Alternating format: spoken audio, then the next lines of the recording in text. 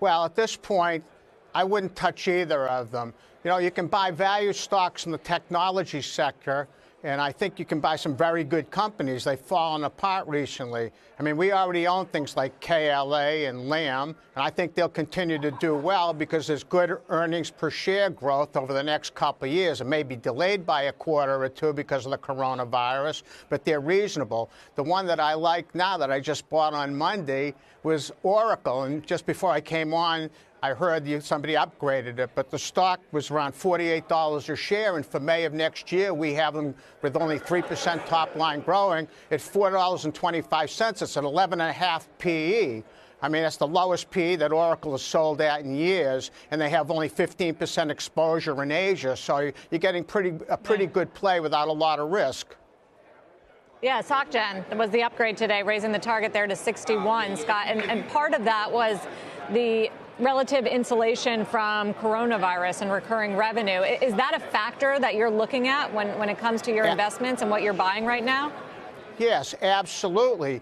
I mean, it's good. We can own things. I mean, Disney's a great company. We've owned it for years, but it's too soon for somebody to put new money into Disney. They have cruise ships and theme parks, and obviously people are going to stay away. Another stock that's way off its high that we started yesterday was UPS. The stock's down from the high 120s. It's in the low 90s. They're going to earn $7.90. It's 11.5 multiple again. The company generates about $2.7 billion in free cash, notwithstanding all the capex they have. Plus, it has a 4.5% dividend yield. Again, it's the lowest multiple that a company like UPS has sold at in 5 years. So there are opportunities.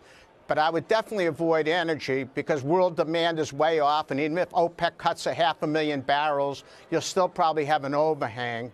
And the banks, the problem is net interest margin compression. With rates so low here and the Fed being so accommodative with the long bond roughly at 100 basis points, it puts a lot of pressure, and there's not a lot of non-interest income to offset it, and you're not going to get the kind of loan growth. I mean, you may have some increase in refi mortgages at a place like Wells Fargo or Chase Manhattan, which is JP Morgan, but that's not going to offset the net interest margin compression. What do you make of the airlines? They're incredibly cheap at the moment. Yeah, I've never liked the airlines. I always thought it's a capital trap business. It's capital intensive and it's labor intensive. I mean, you get a benefit right now from fuel prices being down. But again, until we know the extent of the coronavirus and how long it's going to take to, to remedy the situation and it's all clear, I think it's dead money in the short term. I certainly wouldn't race out to buy it when there are other companies that have better growth prospects with less exposure. Yeah, well, the 10-year yield's got it at 1% or even below 1%. What does that do to your outlook, to value investing, and to where you want to be putting money, if that is a relatively long-term phenomenon, which lower rates have been basically since the crisis? That's right. What we've tried to do is to buy growth companies at low multiples. Now, the one area we own a lot of, which will benefit, are the housing stocks, because obviously mortgage rates, the 30-year conventional is probably going to come down to about 3.25. So you'd be safe if you bought something like D.R. Horton or Lennar, both selling between 10 and 11 times this year's expected earnings. They're both very well-run companies, and I think housing is domestic. We don't really have to rely on lumber from China. We can get plenty of it in the United States and Canada, and I think those are safe havens also in this type of environment. Scott, just quickly, what do you say to the main point that we heard from Jeff Ubben there, that with rates so low and therefore trying to work out which stocks are attractive, that value stocks become, in a relative sense, much less attractive than maybe they were 10, 20 years ago when DCF calculations perhaps were more prominent?